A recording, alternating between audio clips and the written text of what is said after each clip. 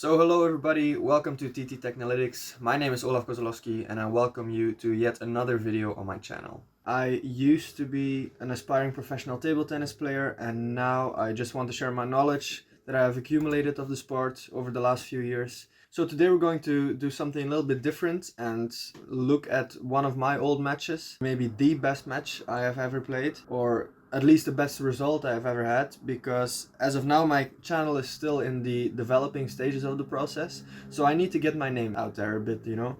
So we are going to look at an old match of mine against the Chinese national player that I've beaten. Zhou Qihao is his name.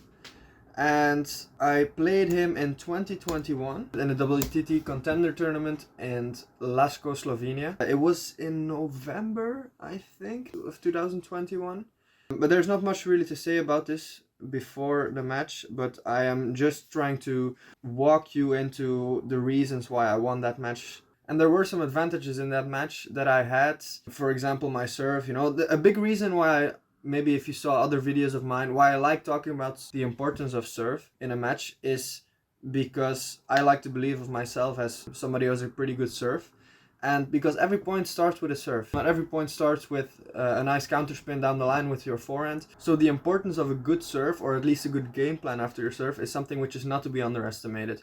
And I think I had the ability to take advantage of my service in this match. So just let's jump into the video and we'll start the match right now. I apologize for the quality in advance because, I mean, it's not my video and this is the only recording there is of it, at least now on YouTube.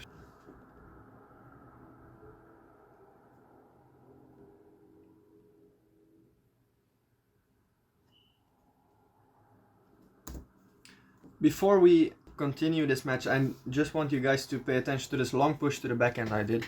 And it's also something I talked about in the match between Alexis Lebrun and Fan Zhendong, which should be online by now.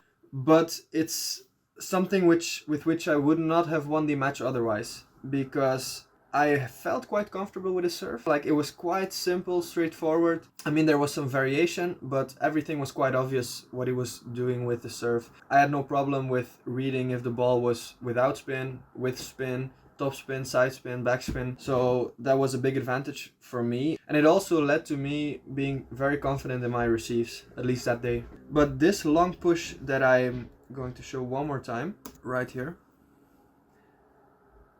It's not quite obvious on the screen, but it's a technique that I learned from five-time national champion Cedric Nuitink, who's a friend of mine, and he has a way of camouflaging or varying his long push. So you open your racket, maybe, wait, let me take my racket just so I can show you a bit easier. So, there we go. This is something which is easier to be done behind the table, but we work with what we can get. So he explains that if you want to deceive your long push, then you can open your racket as if you're going for a short ball down the line, but at the very last moment you change your wrist and you push long to the backhand. But because you have this extra wrist acceleration, the long push, it goes a bit faster than regular. This was something which I did quite well in the match, and it was an advantage for two reasons. One, it kept him on his toes, so he didn't step in already before I even hit my receive. And two, the quality of his first ball backhand, it diminished quite a bit, because again, he was uncertain of where the ball was going to go, and that gave me the advantage to play the next ball with a counter spin, often forehand, because if you're too late and you're deceived after this long push backhand, then oftentimes the ball is going to go diagonal, as you will see a couple of times in this match, and I will point it out when it happens.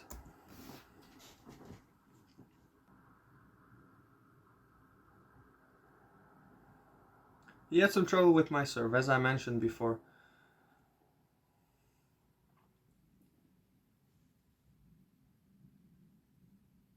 See, that's what I mean with the long push. It's not so easy from this camera angle, as I'm also not a great fan of this sideways camera angle of the ITTF. But this long push, I deceived it at first, and that's why he couldn't. Yeah, I mean, it was quite an okay ball, but I was waiting for it to come into my forehand. And his forehand is really of great quality. I struggled a lot with this especially towards the end of the match, and I will come back to that later at the end of the match, obviously.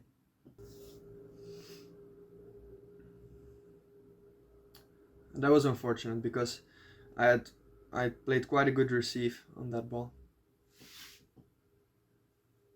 You see how many times he wants to step around though.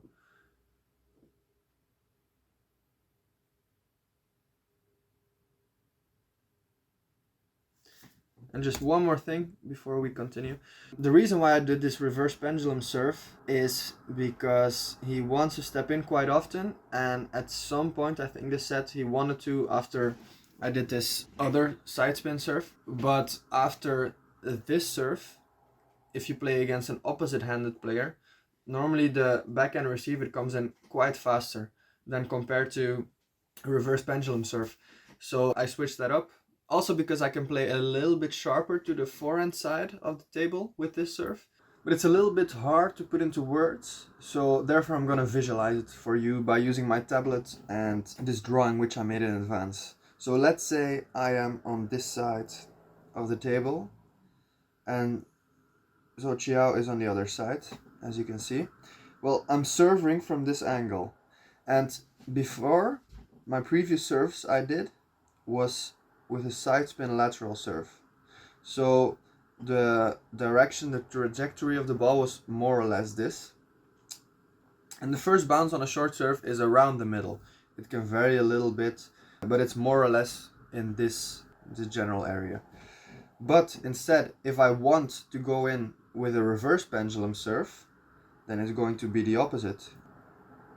But the first bounce of the serve, it moved up quite a bit, and therefore, as a receiver, instead of stepping in for this ball, he has to move all the way up to here, which doesn't seem like a lot of distance, but it makes a completely big difference. And another thing about the lateral serve right here is the rotation with which the ball goes.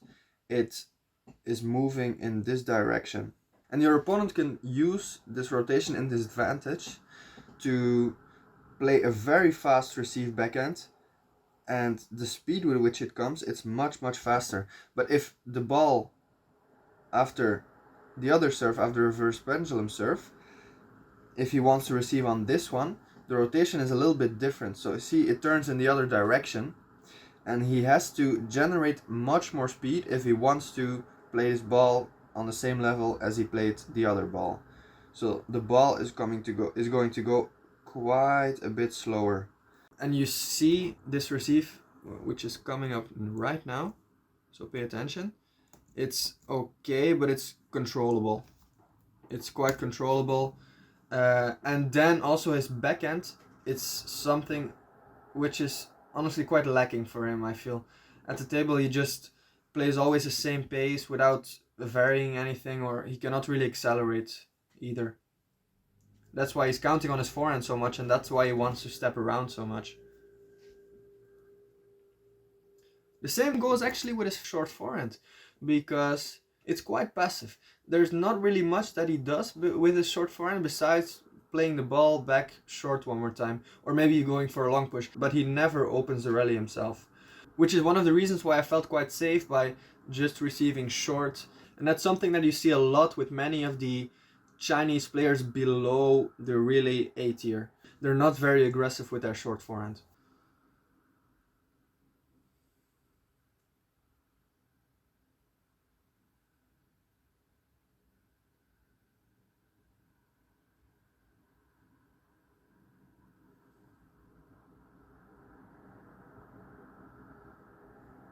Yeah, that was a good point, but lucky for me, honestly, because I'm not great in spin-spin, while Chinese players they're really the best at playing spin-spin. They almost never miss. So it was kind of lucky for me that I played this last topspin a little bit shorter.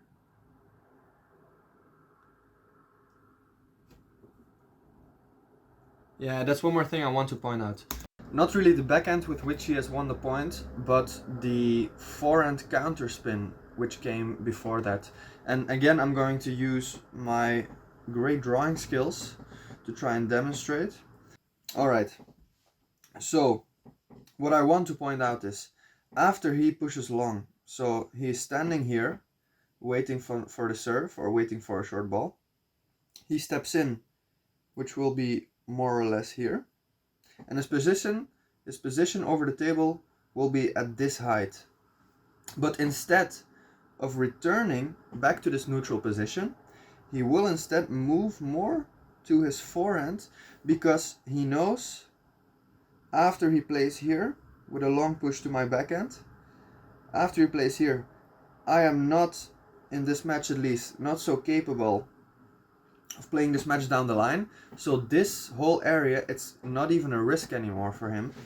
But instead, what I did all the time during this match, and what I regret quite a bit, what I should have changed up at least, is I played it almost all the time. I played diagonal towards this general area. I could have also played maybe a bit not as sharp or even to the middle, which I think I did in this ball. But it's not of any danger for him, because Zhou Qihao is standing here. He is standing here. So every time I played here, he was just anticipating this, because he knew I was going to play into his forehand, and he wanted to use this first ball of mine to go over it with a counterspin forehand. After he pushes long to my backhand, he will be standing almost completely in the forehand corner. So this ball, pay attention. See, this is where his position is. You know, it's at the right side of the table. It's not in a neutral position, so he's waiting a lot for me to play this ball diagonal. This time I played it down the line, but a lot of times it will come in his forehand part, which is something I could have done much better, honestly, because I felt that I had a big advantage when we played backhand, or at least when I kept him in the backhand and then change it up one time if I wanted to go for the point. So I go to his backhand.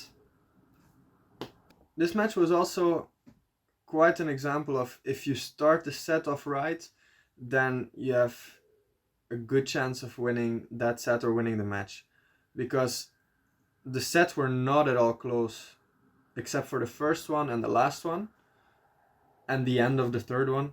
Okay, that's over half of the sets we played in the match, but I'm talking about, we started off set 2, 3 and 4 with like 6-2, 8-2, 9-3, and that was part of the reason why we got to a deciding set, because like I said in the beginning of the match, he's a much better player than me, and if I don't have like this 4-point lead at some point, there's no way that I'm going to get 2 sets. Okay, in the deciding set anything can happen, so that's really a toss-up on who is going to win. But for me, getting to that 2-2, I needed to have at least one of those sets where I just started off very well.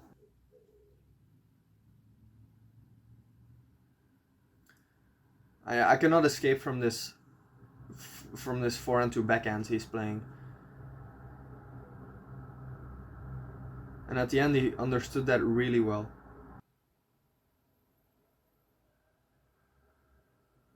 Again, that's what I was talking about in the beginning of the set. He's just waiting there after pushing to my backhand for me to play into his forehand. And this one I played out, but he was there. For sure he was there. And he wants to take the initiative and start the rally by himself, you know, a lot of times. Not necessarily because it's a strong point of his, but it's because it's a weak point of mine. Now this set I'm going to start off quite right. And he made a few unforced errors. I won a couple of balls which would have gone 50-50. For example, this one. I'm standing quite far back. But again, his backhand, it's just something which he controls with, and for which he's waiting for me to change to his forehand. But the problem with this strategy is, if you don't play enough quality in this ball, then I have the opportunity to change to his forehand, yes, but with a lot of quality myself. So oftentimes, me changing to the forehand is not really an advantage for him anymore. And that was a long push I was talking about again. It's something I like doing in a match, not just this match in particular.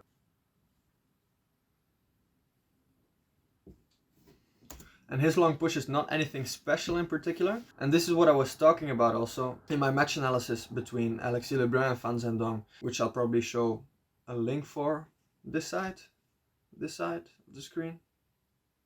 Anyway, I don't know. I'll just recap in short.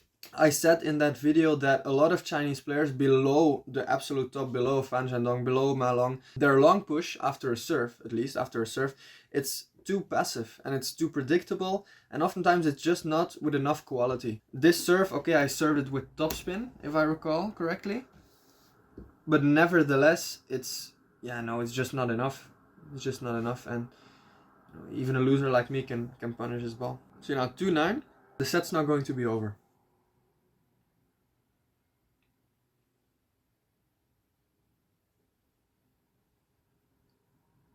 Because now he's going to take his forehand a few times, and as I told you before, I was really struggling with this throughout the whole match. And he's serving from the forehand side, which is something a little bit peculiar. Not necessarily because it's such a revelation or such an incredible serve, but it's oftentimes it's also a little bit the switch in mindset which comes with it as an opponent, because it's something you're not really used to.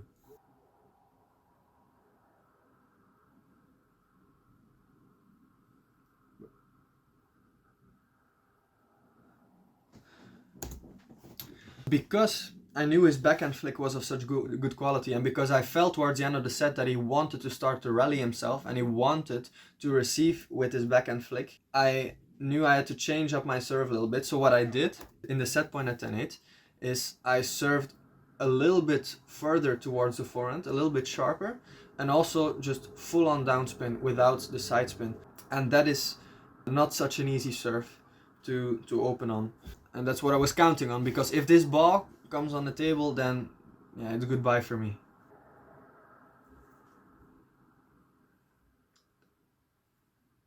There's not really a particular reason why I play this banana flick to his forehand. It's just a matter of me not being able to control where I want this ball to go to. And that's such a reason why in the next set and also in this set he just keeps on doing it.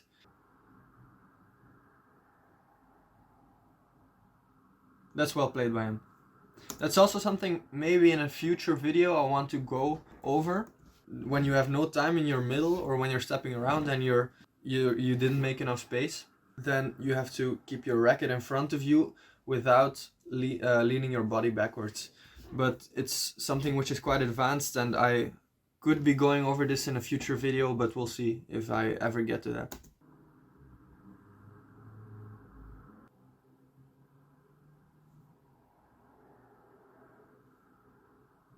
That was a good point by me, but I should have started that first ball in his middle, not in his backhand, which is a bad tendency of mine. I do this quite a lot. Yeah, that long push. This I like to do. I use the rotation, which I get from this particular receive, because I played a particular serve. And then all I have to do is just put my racket against the ball, and it will just jump away.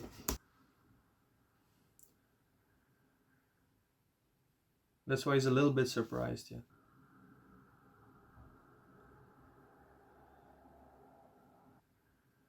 That was a good point by both of us, but I'm not very good when it comes to moving back and forth. If you're being in a passive position and you're playing yourself, you're blocking, then a good solution oftentimes is just slowing down the ball and making them move towards the table, because many players forget that this movement exists, and it's not something which a lot of people practice on, me included. That's why you see me not moving forward to this ball, and that's why I touched it way too low.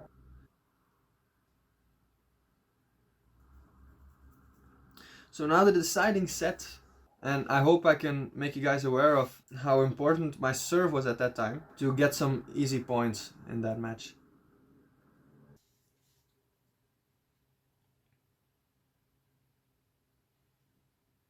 Again, this diagonal first ball, it's something stupid which I did throughout the whole match. I should have gone way more to his backhand with that first ball. Here once more. I don't know why I did this actually. That was a little bit of a better position to the middle, but not enough. Let me replay the points he won just one more time. So from 0-1 to 4-1, I think every ball, it's just with him doing a counterspin forehand. if I'm not wrong.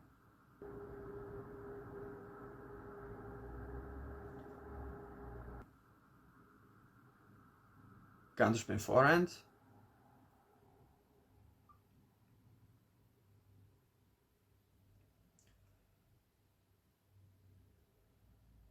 Counterspin forehand.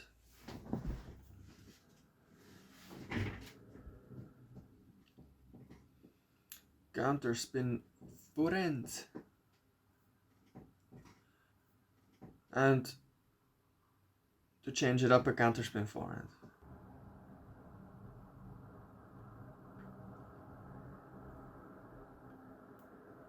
Yeah, that half long is something which a lot of people underestimate, or which is a little bit underused at least, because it's a good alternative or a good way to switch things up when people are constantly coming into flick on the receive, and that way they are taken by surprise, they let the ball drop over the table, and that's why this first ball of his, this topspin, it's not of good enough quality, so I had the opportunity to play counterspin, which comes right now.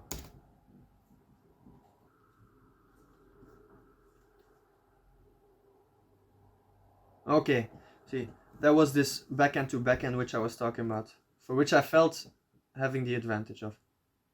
And there the long push to the backhand again.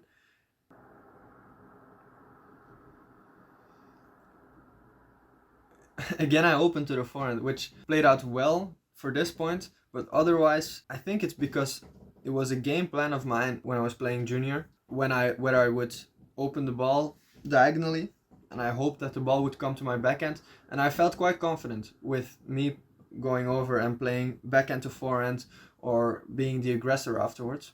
But in the last couple of years, I have more and more the tendency of shrugging my shoulders and playing a bit too tensed up. And especially in these last couple of points, you have to pay attention to this.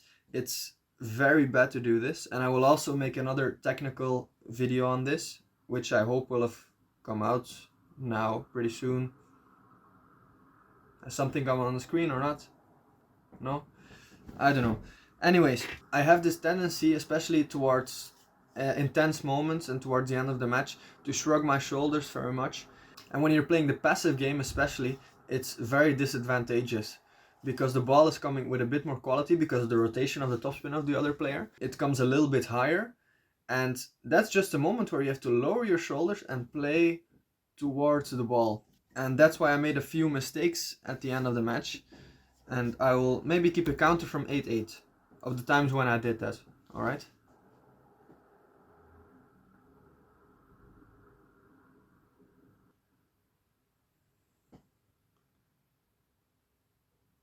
Doesn't really count though.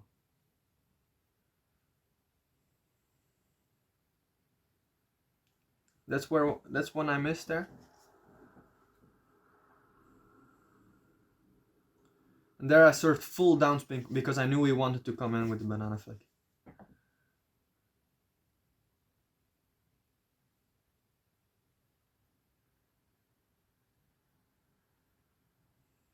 Some of those changes to the forehand were not intentional. They were not thought out, so it's quite lucky for me that I did that. That's another time where I was passive in backhand. And I missed.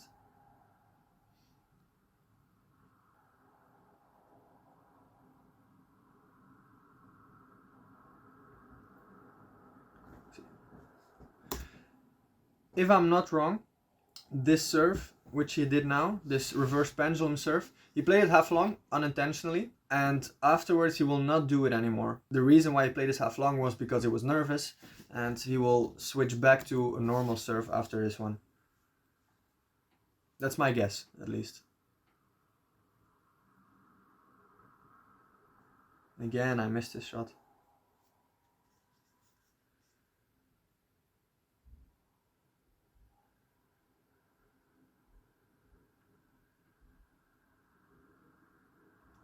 Miss it again.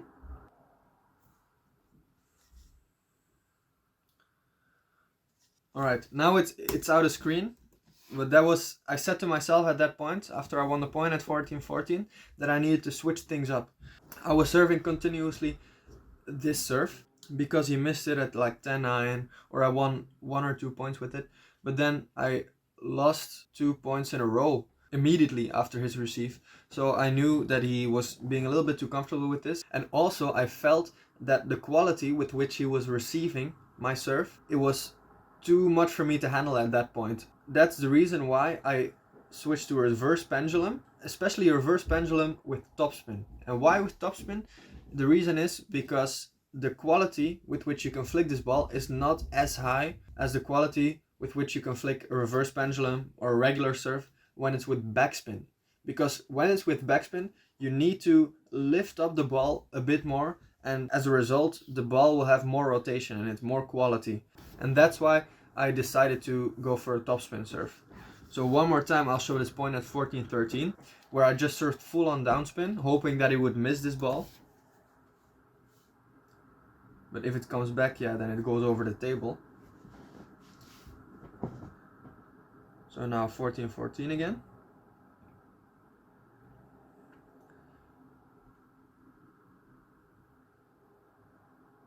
See, and it was not as good. It was not as good.